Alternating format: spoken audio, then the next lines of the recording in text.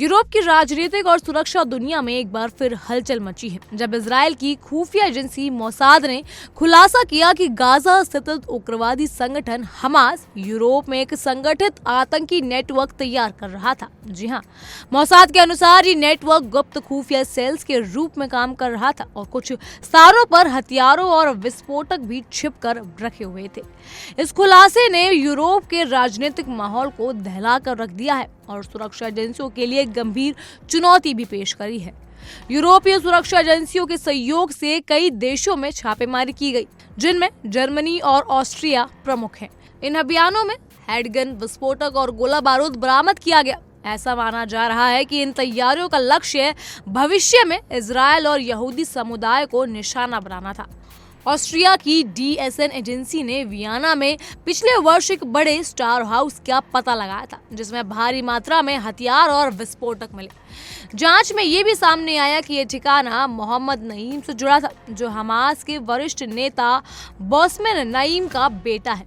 बोस्मन नईम संगठन के प्रमुख चेहरे खलील अल हया के करीबी माने जाते हैं। इसमें स्पष्ट होता है कि यूरोप में आतंकी नेटवर्क की योजना हमास के शीर्ष नेतृत्व के द्वारा बनाई जा रही थी। मोसाद का दावा है कि विदेशों में मौजूद हमास नेतृत्व इस अभियान को चुपचाप समर्थन दे रहा था। हमास सदस्यों पर संदेह अब और ज्यादा बढ़ चुका है जब सितंबर में कतर में मोहम्मद नईम और उनके पिता की बैठक को यूरोप में आतंक योजनाओं के औपचारिक समर्थन के रूप में देखा गया। इसके अलावा तुर्की में सक्रिय हमास सदस्यों पर भी नजर रखी जा रही है, क्योंकि तुर्की लंबे समय से संगठन और अंतर्राष्ट्रीय नेटवर्क का प्रमुख केंद्र माना जाता है। जर्मन अधिकारियों के नवंबर में बुरहान अल खत्याविक नामक व्यक्ति को गिरफ्तार किया था, जो तुर्की में हमास के लिए लंबे समय से सक्रिय बताया जा रहा था। सुरक्षा एजेंसियों ने न केवल आतंकी कोशिशों को रोकने के लिए कार्रवाई की, बल्कि उन संगठनों और संस्थानों को भी जांच के दायरे में रखा जिन पर हमास के लिए धन जुटाने, कट्टरपंथ फैलाने और सहायता प्रदान करने का शक था।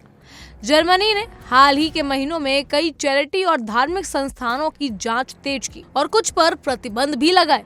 इससे स्पष्ट होता है कि हमास का नेटवर्क भले कमजोर हो, लेकिन खतरा अभी भी मौजूद है। मोसाद के खुलासे और यूरोप में हुए छापेमारी ने यह दिखा दिया कि आतंकवाद अब केवल मध्य पूर्व तक सीमित नहीं, यह अंतर्राष्ट्रीय स्तर पर फैल रहा है और राजनीतिक नेतृत्व तथा सुरक्षा एजेंसियों के लिए चुनौती बन चुका है। यूरोप ने हमास का ये नेटवर्क केवल हिंसा का माध्यम नहीं, बल्कि राजनीतिक प्रभाव और सामाजिक अस्थिरता फैलाने की कोशिश भी कर रहा है। इस घटना ने वैश्विक सुरक्षा और राजनीतिक स्थिरता में दृष्टिकोण से चेतावनी दी है कि आतंकवाद अब अंतर्राष्ट्रीय राजनीति का भी हिस्सा बन चुका है। यूरोप में हमास का ये नेटवर्क राजनीतिक नेतृत्व, सुरक्षा एजेंसियों और जनता के लिए गंभीर चुनौती बन चुका है और इसे समझना बिना कोई रणनीति पूरी तरह प्रभावी नहीं हो सकता। यूरोप में मोसाद और स्थानीय एजेंसियों की ये कार्रवाई सिर्फ प्रारंभिक कदम नहीं है। आने वाले समय में इसका प्रभाव राजनीतिक और सुरक्षा संरचना पर और गहरा दिखाई देगा। ये स्पष्ट करता है कि वैश्विक आतंक के खिलाफ लड़ाई अब केवल स्थानीय संघर्ष नहीं, बल्कि अंतर्राष्ट्रीय सहयोग और रणनीतिक सोच का विषय बन चुकी है। इन सब पर आपकी क्या राय है, हमें कमेंट सेक्शन में जरूर बताइएगा। फिलहाल के लिए इतना ही। तमाम खबरों के लिए फॉलो कीजिए इंडिया डेली को।